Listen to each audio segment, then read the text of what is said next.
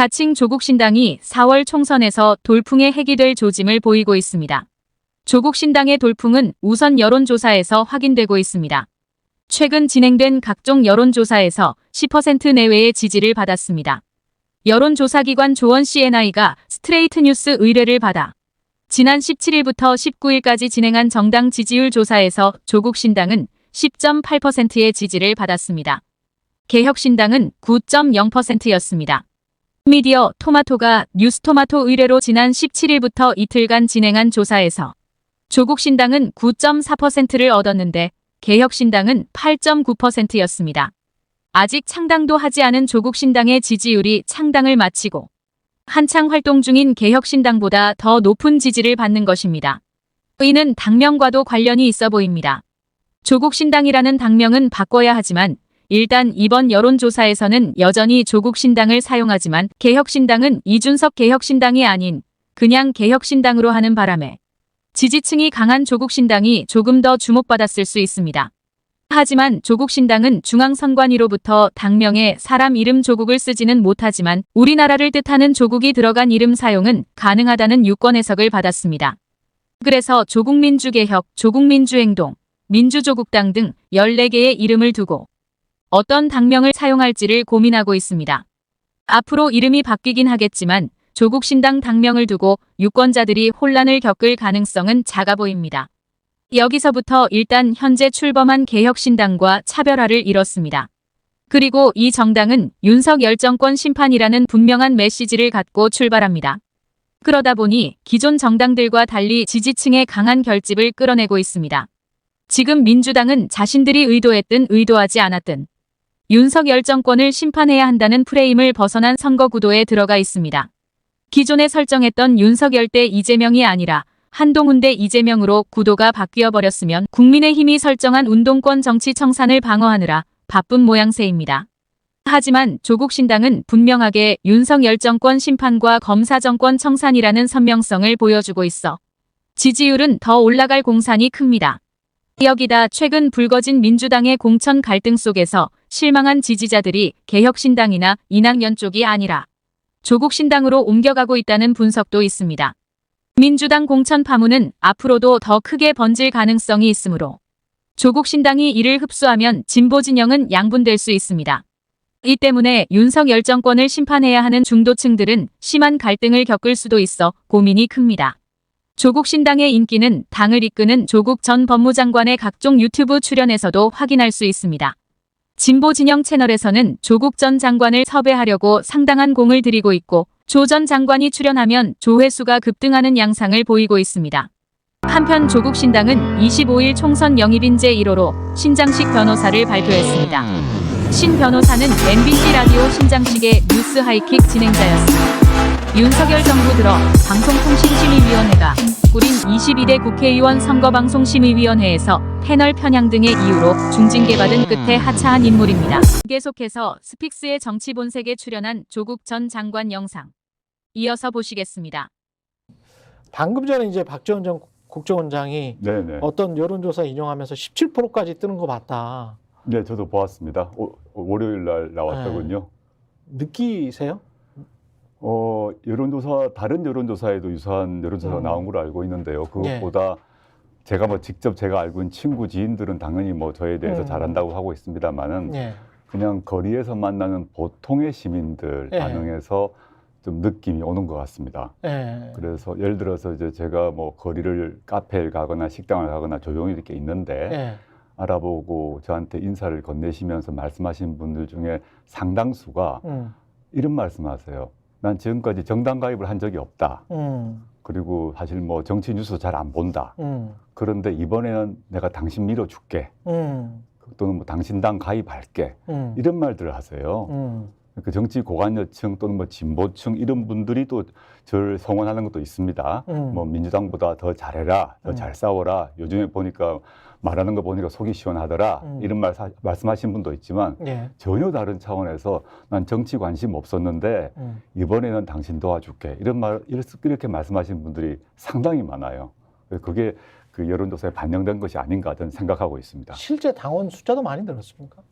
저희가 공지한 지 한 일주일 안 된 것 같은데 현재 지금 4만 명 넘었거든요. 4만 명. 네, 그래서 3월 3일 그 2시에 일산 킨텍스에서 중앙당 창당대회를 하는데 저희 예상으로는 5만 원 쉽게 넘을 것 같고 예. 제가 뭐 여러 군데서 말했습니다만 10만 원 빨리 잡으셔야죠. 예, 저희 목표는 10만입니다. 창당대회 하고 난 뒤에 예.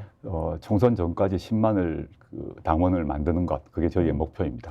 민심이나 당원 되신 분들은 뭘 해달라는 겁니까?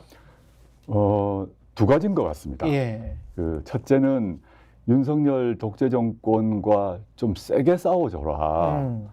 그 민주당이 이제 우리나라 민주진보 진영의 본진인데 좀 답답하다. 그 180석, 지금은 170석입니다만은 지난 총선에 180석을 모아줬는데 좀 답답하다. 잘 안 싸우는 것 같다. 또는 잘 못 싸우는 것 같다. 이런 말씀을 하시면서 조국 신당은 좀 작지만 빠르게 움직이는 것 같이 보인다. 예. 제대로 싸워줘라. 민주당이 못하는 것, 또 민주당이 좀 주저하는 것 용감하게 해줘라. 이런 요구가 하나 있고요. 예. 두 번째는 이제 윤석열 독재 정권과 싸우고 난 뒤에, 그리고 저는 이제 조기 종식이라는 단어를 많이 쓰는데 윤석열 정권을 제가 대드덕으로 만들어야 된다는 얘기를 많이 해왔지 않습니까? 예. 그럼 그 후에 무엇을 할 것인가와 관련해서 이렇게 말씀하세요. 먹고 사는 문제가 너무 힘들다. 경제 지금 엉망이다. 그렇죠. 민생 엉망이다.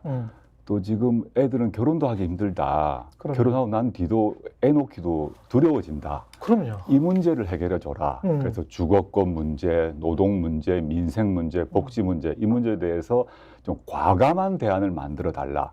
과거 진보 정부, 김대중, 노무현, 문재인 정부에서도 여러 가지 복지 정책을 해왔습니다. 그 보수 정부에 비해서. 예. 그렇지만 저보고 말씀하는 거는 그 선진복지국가 유럽 경우를 들면서 더 과감하게 주거권 문제, 복지 문제를 해줘야 되지 않냐. 이런 얘기를 많이 요구하시고 저희가 그것을 저희 정강 정책에 반영하고 있습니다.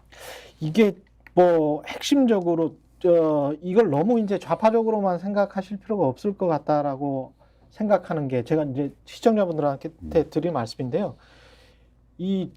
미래에 대한 불안 때문에 미국도 한국도 지금 소비를 안 하고 있는데 주거권이랄지 그러니까 집이랄지 뭐 이런 것들이 이게 이렇게 되면 한 10년 이렇게 내가 여기서 열심히 일하면 자동적으로 괜찮은 임대주택에서 내가 늙어 죽을 때까지 그냥 살 수 있구나 라고 생각하면 저축을 그렇게 과도하게 하지 않아요. 저축을 과도하게 하지 않으면 씁니다. 당연하죠. 소비만이 이 자본주의 경제를 살릴 수가 당연하죠. 있는데 네. 그게 이제 주류 경제학인 거죠. 그 주류 경제학을 뒷받침하기 위해서는 미래 불안 요소를 없애버려야 되는 거죠. 물론입니다. 저 예. 같은 맥락이고요. 이게 예. 뭐 좌파, 진보 이런 문제가 전혀 아니고 전혀 아닙니다. 전혀 이게. 아니고 예. 통상의 경제학 원리로 봐서 그러하고 제가 주거권 얘기 많이 하고 있습니다만은 이건 사실 제가 뭐 정당을 만들기 전부터 가불선진국이라는 책 등등에서 주장해왔던 바기도 한데 지금 싱가포르, 오스트리아, 네덜란드 같은 경우는 매우 고품질 양질의 장기 임대주택을 대대적으로 공급을 했고 시민들은 자기가 이제 앞으로 한 50년간은 좋은 임대주택에 살 수 있다는 걸 다 알고 있어요. 그럼 50년이라는 거 하면 사실상 죽을 때까지죠. 죽을 때까지지. 그러면 자기가 돈을 벌어서 직장에서 돈을 벌어서 집을 사기 위해서 저금을 하거나 또는 전세금 올라가는 걸 대비하기 위해서 저금할 필요가 없습니다. 없어요. 그러면 월급 받는 것에서 주거를 위한 비용이 필요 없으니까 그렇죠. 당연히 자신의 가처분 소득은 늘게 되죠. 늘게 됩니다. 그러면 지금 최 기자님 말씀하신 것처럼 쓰게 된다는 거죠. 그게 먹는 문제든 문화생활이든 뭐든 간에. 그러면 당연히 경제가 사는 것이기 때문에 우리나라 국가의 예산은 제한되어 있는데 그 예산을 어디에 쓸 것인가와 관련해서 저는 주거권 문제가 너무 중요하고 복지 문제가 중요한 게 그렇게 되면 국민들이 일단 행복해지죠. 가처분 소득이 느니까. 그리고 주거 문제가 해결된다 그러면 젊은이들이 연애를 해서 결혼까지 하는 게 많아질 거라고 봅니다. 왜냐하면 집 문제가 해결되니까요. 그럼 집 문제가 50년 해결된다고 생각하면 당연히 출산도 지금보다 훨씬 많이 할 것이다. 그러면 우리나라가 지금 초초 저출산 사회라고 보통 얘기하는데 출산 문제도 해결되겠죠. 이런 식으로 우리가 과거에 이제 복지 문제에 대한 생각들을 완전히 바꿔야 되고 그렇게 했을 때 저희 조국 신당에 투표하는 시민들의 그 기대 그것이 충족될 것이라 보고 저희가 물론 뭐 과반수 정당할 그 되진 쉽지 않겠죠. 그렇지만 지금 선진복지국가에서 하고 있는 각종의 주거권, 뭐 노동권 관련한 이런 아젠다를 계속 얘기하고 설파해서 국민적 공감대를 이루고 난 뒤에 우리나라 이 제도 자체를 바꾸려고 합니다. 그렇게 했을 때 저는 다음 단계로 나아갈 수 있지 않을까 생각하고 있습니다. 스픽스는 말하는 언론입니다. 대세는 유튜브, 그중에서 스픽스. 좋아요, 댓글, 구독, 알림 설정. 여러분이 저희를 사랑해 주시고 우리가 여러분을 사랑하는 4가지 방법입니다.